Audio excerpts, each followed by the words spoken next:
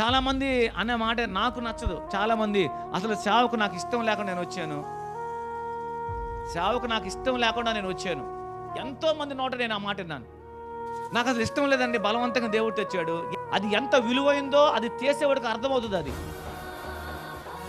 ఎందుకంటే వాళ్ళకి ఆ మైండ్ వాళ్ళని సేవ లోపల నిలబడినది. అసలు ఎంతసేపటికి ఆ మైండే వాళ్ళ అనవసరంగా వచ్చాను నేను ఇక్కడికి, అనవసరంగా నాకు ఇది అప్పగించారు, అనవసరంగా ఇదంతా నాకు తలగా నొప్పి, లేని పని వ్యవహారం ఎందుకు. మోషేకి దేవుడు అప్పగించాడు, మోషే రా నాయనా నా ప్రజల్ని కనానికి తీసుకెళ్ళాలి.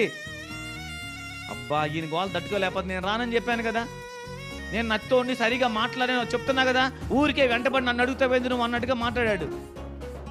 అనగానే దేవుడు అన్నాడు, సరే రా నువ్వు రా, నీకు అప్పుడే కదా చెప్తాను రా. తీసుకొచ్చాడు.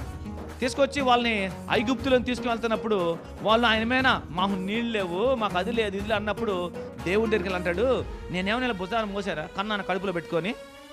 నా పిల్లలకైతే నేను కష్టపడతాను కదా, నా పిల్లలకి కనుక ఎంత దూరం పోయినా నేను ఏదేం చేస్తా కదా. వీళ్ళు ఎవరు అసలు? ఇప్పుడు రిలేషన్ ఉన్న వాళ్ళు ఏం చేస్తారు? దానికోసం ఎంత దూరమైన వెళ్తారు అంతే. అది పౌలు చెప్తున్నాడు. దానికోసం ఒకవేళ నేను చచ్చిపోతా నేను అంటే ఏంటి అర్థం? దేవుడిచ్చిన ఈ మధురమైన అది దేంతో వెలకట్టలేని దాన్ని ఏమంటారంట? నేను అనవసరంగా వచ్చానడికి, నేను నాకు అనవసరంగా ఇచ్చారు ఇది, అట్లా మాట్లాడతారు. నాకు చాలా బాధ అనిపించింది ఆ మాట. ఎందుకంటే నీకు ఒకవేళ నీ మీద నమ్మకం లేకపోయినా దేవుడికి నీ మీద నమ్మకం ఉంది.